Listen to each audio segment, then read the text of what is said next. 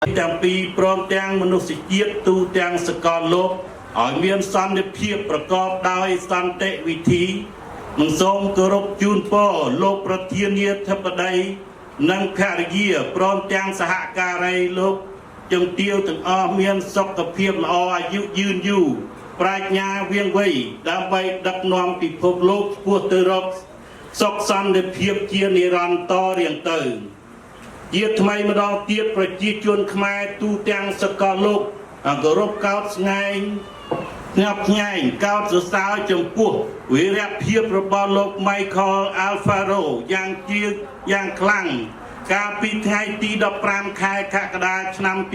2025កន្លងទៅលោកបានចុះទៅផ្ដិតយកព័ត៌មានផ្ទាល់ដើម្បីផ្សព្វផ្សាយឲ្យពិភពលោកបានដឹងនៅទង្វើឈ្លានពានរបស់សៀមមកលើប្រទេសកម្ពុជាបន្ទាប់មកលោកក៏វិលត្រឡប់មកកាន់សហរដ្ឋអាមេរិកវិញលោកក៏បានចុះជួបសហគមន៍ខ្មែរជាច្រើនរដ្ឋរហូតមកដល់រដ្ឋចរចាយើងនេះដោយមិនគិតពីការនឿយហត់និងការកាយវិការទាំងអស់នេះបញ្ជាក់ឲ្យឃើញថាលោកមានស្នាដចិត្តអាណិតដល់ប្រជាជនខ្មែរដូចជាកូនខ្មែរនៅជាកូនប្រទេសដ៏តូចកំសត់មួយនេះជាទីបញ្ចប់សូមប្រគេននិងជូនពរដល់ព្រះថេរានុថេរៈគ្រប់ព្រះអង្គនិងប្រជាជនខ្មែរគ្រប់មជ្ឈដ្ឋាន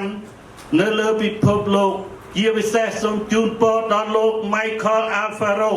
ឲ្យប្រកបជួបប្រទះនៅសាធុការពរទាំងឡាយ4ប្រការគឺអាយុវណ្ណៈសុខៈបលៈកំបីឃ្លៀងឃ្លាតទៅជាប្រការៈដតីឡើយសូមអរព្រគុណនិងអរគុណ